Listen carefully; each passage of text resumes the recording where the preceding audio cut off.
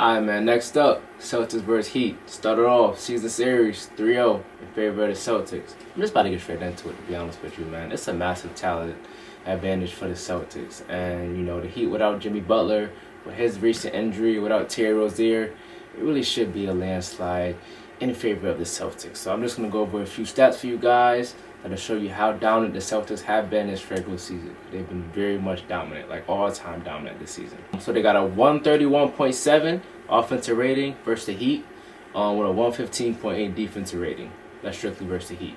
Overall for the season, they had the best net rating at 11.6, which is amazing. They've been number one in threes made this season, second in three-point percentage. They had the best offensive rating this season, top 3 in defensive rating, so top 3 offense, number 1 offense, top 3 defense.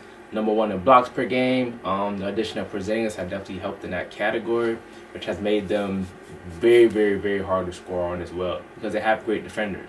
Also adding Drew Holiday as well during this summer definitely has helped them buckle up defensively. Even though Marcus Smart was a good defender, I think Drew Holiday is a smarter defender.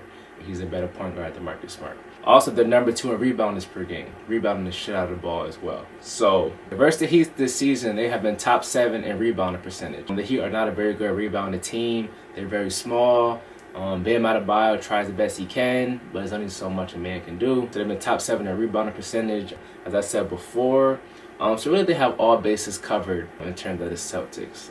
Very good offensively, very good defensively, not too many weaknesses in their game. The one weakness actually is their points in the paint. So they're top 5 worst in the league in points in the paint. That's because they're a very jump shot centric team.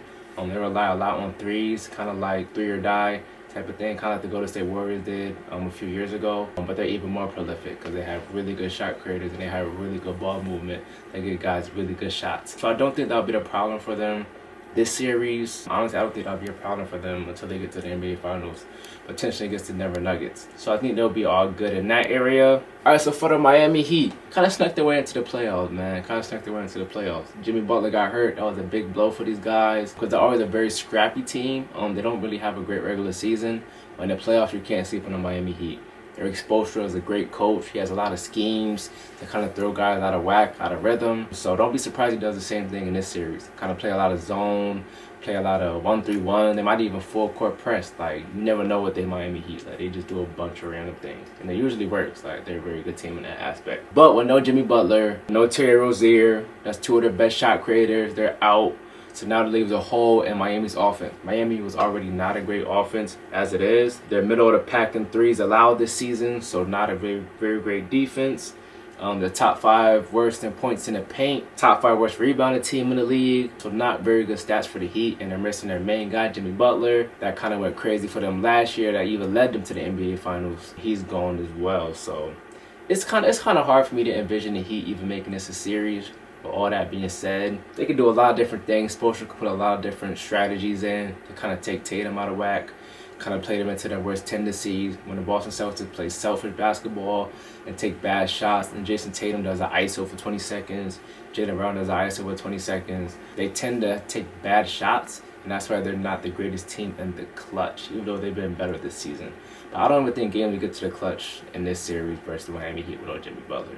So to make a long story short, I'm going Celtics sweep. Get the brooms out,